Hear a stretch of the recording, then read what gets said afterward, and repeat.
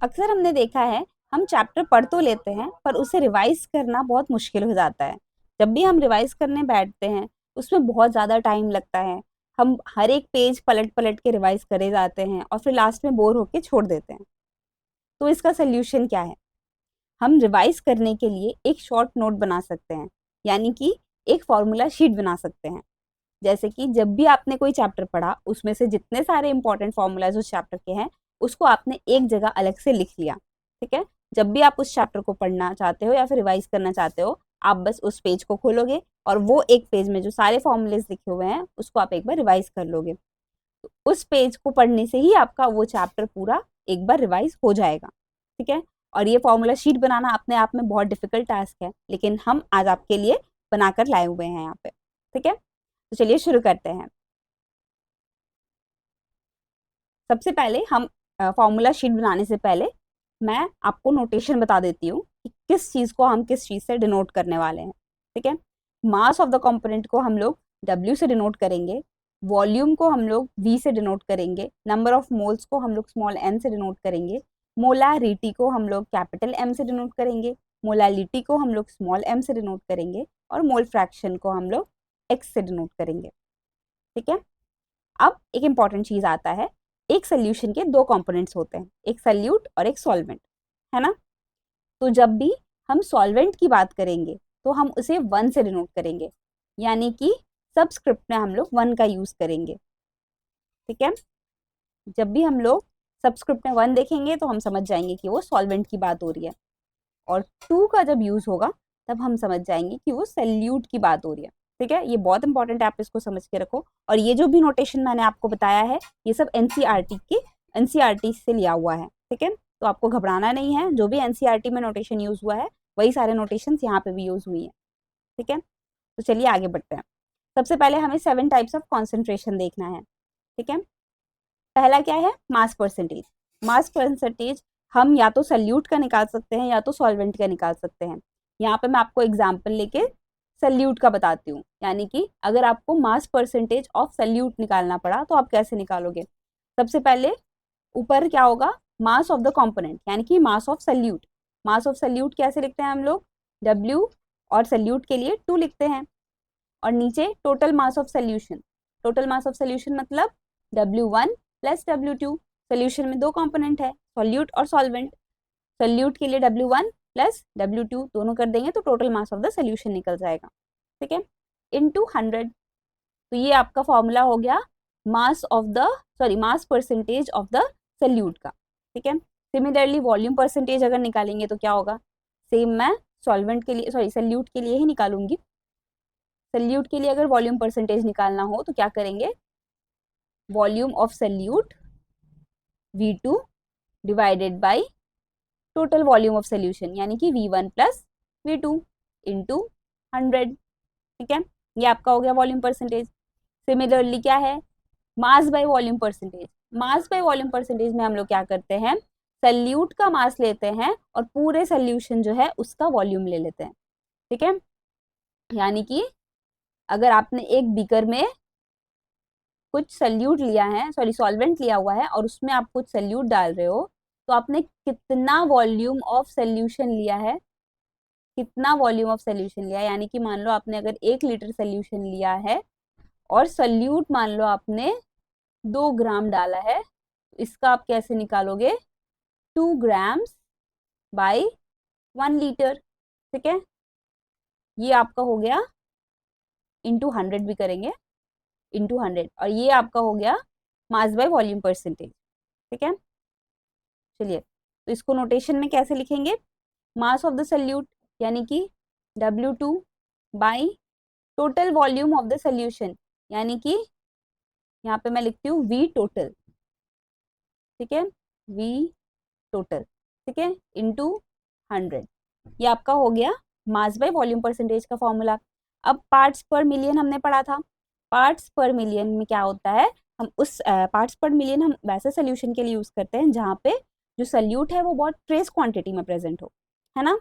और इसका फॉर्मूला क्या है? Number of parts of component को, जिस कंपोनेंट का आपको निकालना है उसका number of part divided by total parts of all the component into 10 to the power 6। ठीक है, इसके लिए हम नोटेशन कुछ नहीं लिखेंगे, ऐसे ही याद करेंगे।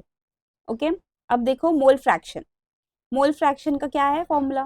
मोल फ्रैक्शन का फॉर्मूला होता है number of moles of salute. Number of moles of salute मतलब नंबर ऑफ मोल्स को हम लोग स्मॉल एन से डिनोट करते हैं और सल्यूट के लिए हम 2 यूज करेंगे, डिवाइडेड बाई टोटल मोल्स और total number of moles of all the component, मतलब जितने सारे नंबर ऑफ मोल्स प्रेजेंट है सोल्यूशन में सबका। तो हमारे सोल्यूशन में क्या क्या प्रेजेंट है? एक सल्यूट और एक सॉल्वेंट। सल्यूट के लिए हम क्या यूज करते हैं? N2। सॉल्वेंट के लिए क्या यूज करते हैं? N1। ठीक है, तो ये आपका फॉर्मूला हो गया मोल फ्रैक्शन का। और मोल फ्रैक्शन को हम लोग किससे डिनोट करते हैं? X से डिनोट करते हैं। और यहाँ पे हम किसका मोल फ्रैक्शन निकाल रहे हैं? सल्यूट का, X2 लिखेंगे। ठीक है, I hope this is clear to you. चलिए आगे बढ़ते हैं। अच्छा, आगे बढ़ने से पहले मोल फ्रैक्शन के लिए हमें एक और फॉर्मूला पता है, वो क्या है? मैं यहाँ पे लिखती हूँ। मोल फ्रैक्शन के लिए हमने देखा था कि एक सोल्यूशन में जितने भी कंपोनेंट प्रेजेंट है, अगर सारे कंपोनेंट के मोल फ्रैक्शन को अगर हम ऐड करते हैं तो रिजल्ट जो है वो 1 आता है। ठीक है, हमारे यहाँ पे सोल्यूशन में क्या क्या प्रेजेंट है? एक सल्यूट और एक सॉल्वेंट। तो सल्यूट के लिए हम मोल फ्रैक्शन अगर हम लिखे, सल्यूट का मोल फ्रैक्शन मतलब X2 प्लस सॉल्वेंट का मोल फ्रैक्शन मतलब X1। यही 2 कंपोनेंट है हमारे सोल्यूशन में अभी। इन दोनों को अगर हम एडअप करेंगे तो हमारा आंसर क्या आएगा? 1 आएगा। ठीक है, ये भी आपका एक इंपॉर्टेंट फॉर्मूला है। ओके, तो चलिए आगे बढ़ते हैं। अब नेक्स्ट हमने देखा था मोलैरिटी। मोलैरिटी का फॉर्मूला क्या होता है? मोलैरिटी का फॉर्मूला होता है number of moles of solute, यानी कि सल्यूट का number of moles, small n solute के लिए 2 divided by volume of solution in litre. ठीक है, volume of solution in litres में हम लोग लेंगे। ओके, अब मोलैलिटी के लिए क्या है formula? Number of moles of salute again N2 divided by volume of solution, लेकिन इन केजीज। ओके, इन केजीज लेंगे। अब देखो, इसको याद करने का तरीका मैंने आपको बताया हुआ था। मोलैलिटी में 2 L आ रहे हैं, सॉरी मोलैलिटी में आपका 1 L आ रहा है। ठीक है, और मोलैलिटी में आपका 2 L आ रहा है। ठीक है, मोलैलिटी में आपका 2 L आ रहा है। तो मोलैलिटी में L की कमी नहीं है, लेकिन मोलैरिटी में L की कमी है। तो यहाँ पे एक और L लाने के लिए हमने यहाँ पे वॉल्यूम को लीटर में ले लिया है। ठीक है, ये बस एक याद करने का तरीका है, मैंने आपको पहले भी बताया हुआ है। तो चलिए आगे बढ़ते हैं। ठीक है, अब क्या देखा था हमने? नंबर ऑफ मोल्स का फॉर्मूला देख लेंगे। यहाँ पे नंबर ऑफ मोल्स का फॉर्मूला क्या होता है? अगर हमें एक सोल्यूशन में नंबर ऑफ मोल्स निकालना हुआ, सोल्यूशन में नहीं, नॉर्मली अगर नंबर ऑफ मोल्स निकालना हुआ तो कैसे निकालेंगे हम? गिवन वेट, जो भी उसका वेट दिया हुआ है, गिवन वेट को हम लोग लिखेंगे, एक second, given weight by molecular weight. ठीक है, मॉलिक्यूलर वेट को भी हम लोग कैपिटल M से डिनोट करते हैं, आपको कंफ्यूज नहीं होना है यहाँ पे। मोलैरिटी को भी हम लोग कैपिटल M से डिनोट करते हैं और मॉलिक्यूलर वेट को भी। ठीक है, बट कंफ्यूज नहीं होना है आपको। तो चलिए, यहाँ पे वही लिखा हुआ है, x1 plus x2 is equal to 1, मैंने आपको अभी बता दिया। आगे बढ़ते हैं। अब देखो, ये एक इक्वेशन है यहाँ पे हमारे पास, P इज इक्वल्स टू के एच इंटू एक्स। ये कौन सा इक्वेशन है? ये है हेनरीज लॉ का इक्वेशन। और के एच क्या था? हमारा हेनरीज लॉज कांस्टेंट। ठीक है, हेनरी लॉज कांस्टेंट। अब इस इक्वेशन के लिए हमने एक ग्राफ प्लॉट किया हुआ था। ग्राफ प्लॉट कैसे करते हैं हम लोग? देखो यहाँ पे ये जो इक्वेशन है, ये y is equals to m x plus c के फॉर्म में है ना, जहाँ पे c इज इक्वल्स टू 0 है। ठीक है, c क्या होता है हमारा? c हमारा इंटरसेप्ट होता है। अगर इंटरसेप्ट 0 है मतलब y एक्सिस पे वो 0 पे टच कर रहे हैं। ठीक है, y एक्सिस पे ये 0 पे टच कर रहा है, यानी कि this will pass through origin और हमारा ग्राफ कुछ ऐसा दिखेगा। ठीक है, P वर्सेस x का ग्राफ, यानी कि प्रेशर वर्सेस मोल फ्रैक्शन का ग्राफ हमारा कुछ ऐसा दिखेगा। ओके, अब आगे देखेंगे। यहाँ पे ये जो इक्वेशन है, इस इक्वेशन को हमने एक क्वेश्चन में पढ़ा था। ठीक है, एक क्वेश्चन सॉल्व करते टाइम ये वाला इक्वेशन हमने ये वाला इक्वेशन निकाला था। तो ये इक्वेशन भी हमने रिवीजन के नोट्स में डाल दिया है ये। ठीक है, ये वाला इक्वेशन आपको याद रखना है। यहाँ पे क्या बोल रहे थे कि प्रेशर ऑफ अ गैस, कोई भी गैस है, एक सोल्यूशन में कुछ गैस डिजोल्व है, एक सोल्यूशन है जिसमें कुछ गैस डिजोल्व है, तो उस गैस का जो प्रेशर है वो इक्वल होगा के H into 1 minus mole fraction of solvent. Mole fraction of solvent मतलब जो भी सॉल्वेंट उसका है उसके मोल फ्रैक्शन को 1 से माइनस करके जो आएगा वो। ठीक है, I hope this is clear. चलो आगे बढ़ते हैं। अब देखो ये वाला इक्वेशन, अब बोल सकते हो ये कौन सा इक्वेशन है, P2 is equals to P2 naught into X2। कौन सा इक्वेशन है ये है राउल्स लॉ का इक्वेशन। ठीक है, ये है राउल्स लॉ का इक्वेशन, राउल्स लॉ का इक्वेशन। ओके, यहाँ पे क्या बोल रहा है, ये जो P2 नॉट है ये है vapour pressure of pure solvent. ठीक है, P2 नॉट होता है vapour pressure of pure solvent, और P1 नॉट मतलब vapour pressure of pure solvent, sorry ये है सल्यूट और ये है सॉल्वेंट। ठीक है, 1 तो सॉल्वेंट के लिए होता है, 2 सल्यूट के लिए होता है। ओके, तो ये हो गया आपका। चलो आगे बढ़ते हैं। अब देखो राउल्स लॉ से ही हमने निकाला है P total is equals to P1 naught plus P2 naught minus P1 naught is into X2।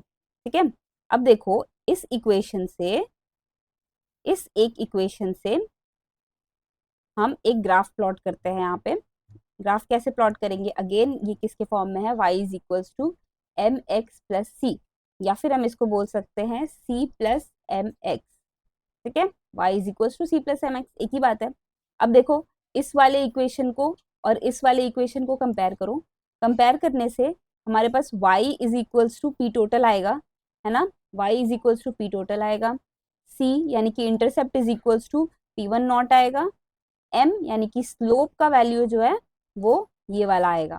ठीक है, तो अब देखो इंटरसेप्ट का वैल्यू P1 नॉट है ना, P1 नॉट मतलब y एक्सिस पे वो यहाँ पे P1 नॉट पे कट कर रहा है ना, y एक्सिस पे ये P1 नॉट पे कट कर रहा है, और ये इंटरसेप्ट, सॉरी इंटरसेप्ट तो हो गया, स्लोप, स्लोप क्या है आपका, ये वाला पार्ट है, यानी कि हम बोल सकते हैं यहाँ इस ग्राफ का जो स्लोप है वो हो जाएगा P2 naught minus P1 not.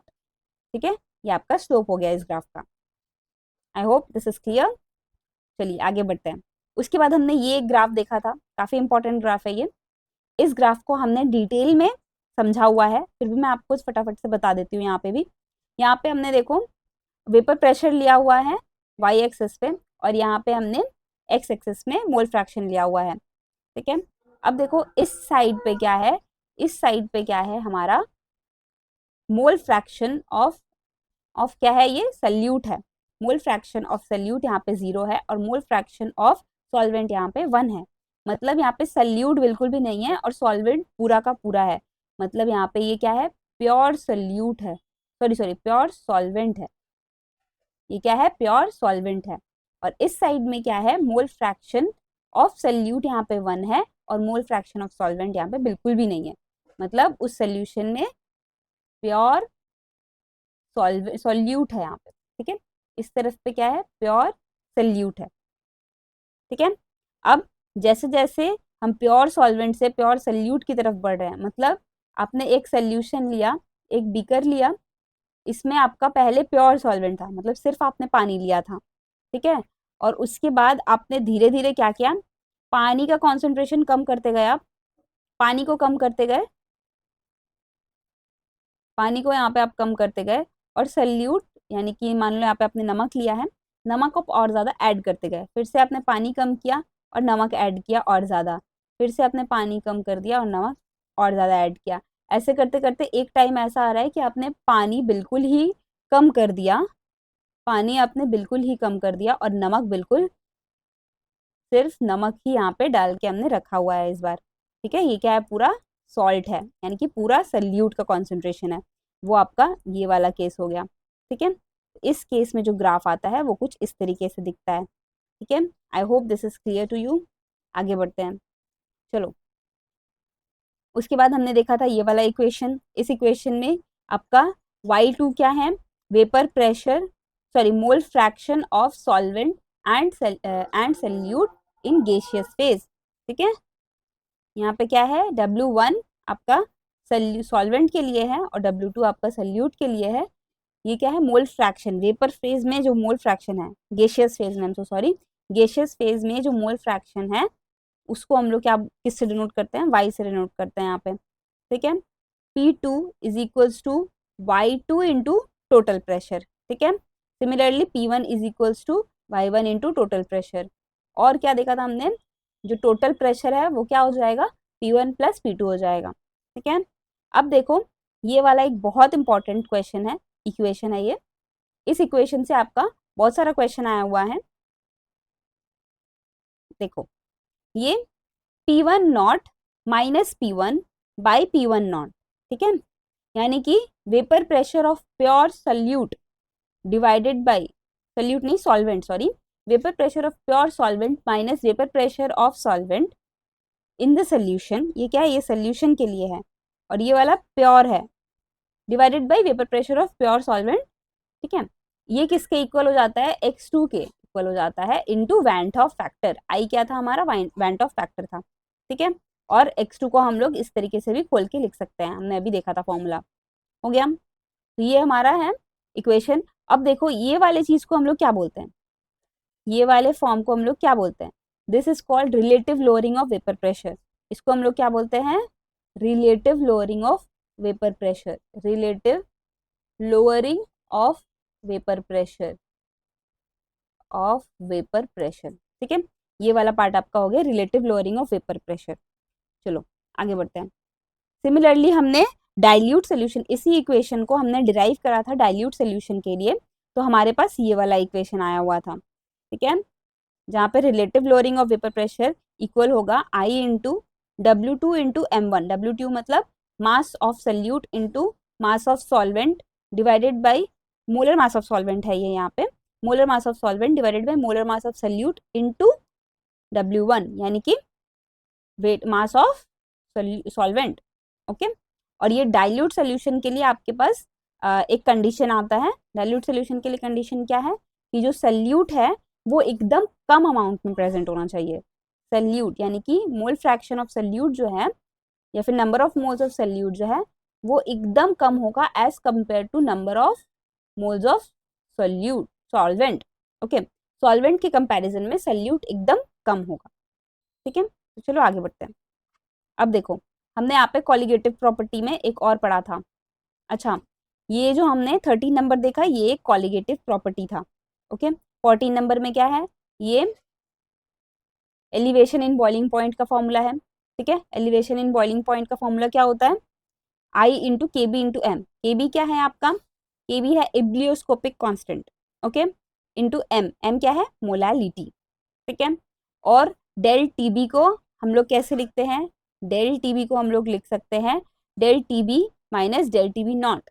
Del T B stands for boiling point of pure solvent और del T B naught stands for boiling point of solution, okay. अब उसके बाद हमने ये ग्राफ देखा था, ये ग्राफ को हमने अच्छे से डिटेल में समझा हुआ है अपने पहले वीडियो में। अगर आपने वो वीडियो नहीं देखा है प्लीज जाके देखो, ठीक है। ये वाला हमने पढ़ा हुआ है। उसके बाद देखो जब भी हमने देखा था एक क्वेश्चन में पढ़ा था, ये क्वेश्चन सॉल्व करते टाइम हमें ये वाला इक्वेशन मिला था कि जब भी हमारा 3 कंपोनेंट वाला सोल्यूशन हो यानी कि एक सॉल्वेंट और 2 सल्यूट, तो उस केस में क्या होता है, हम एलिवेशन इन बॉइलिंग पॉइंट को ऐसे निकालते हैं, यानी कि पहले I into K B into component 1, मतलब पहला कॉम्पोनेंट है जो है उसका मोलालिटी लेंगे, ठीक है। फिर प्लस करके I into K B into दूसरा कॉम्पोनेंट का यहाँ पे मोलालिटी लेंगे, ठीक है। समझ में आया, जब भी 2 कॉम्पोनेंट हो तो हम उसको ऐसे ऐड कर करके लिखेंगे। चलिए आगे बढ़ते हैं। उसके बाद देखते हैं M2 का फॉर्मूला हमने देखा था in terms of elevation in boiling point. M2 का फॉर्मूला हमने देखा था in terms of elevation in boiling point, ठीक है, ये वाला फॉर्मूला था। फिर उसके बाद हमने पढ़ा था depression in freezing point. Depression in freezing point का फॉर्मूला क्या है, इसको मैं इरेज कर रही हूँ। डिप्रेशन इन फ्रीजिंग पॉइंट का फॉर्मूला क्या है, delta T F is equals to I into K F into M. Again यहाँ पे एम क्या है, मोलालिटी है और के एफ यहाँ पे काइरोस्कोपिक कांस्टेंट है। इसको भी याद करने का ट्रिक मैंने बताया है, कैसे आप के एफ और के बी के बीच में डिफ्रेंशिएट कर सकते हैं और कैसे याद कर सकते हैं उसको, ठीक है। और यहाँ पे भी हमने एक ग्राफ पढ़ा हुआ है, इस ग्राफ को भी मैंने बहुत अच्छे से डिटेल में वीडियो में समझा रखा है।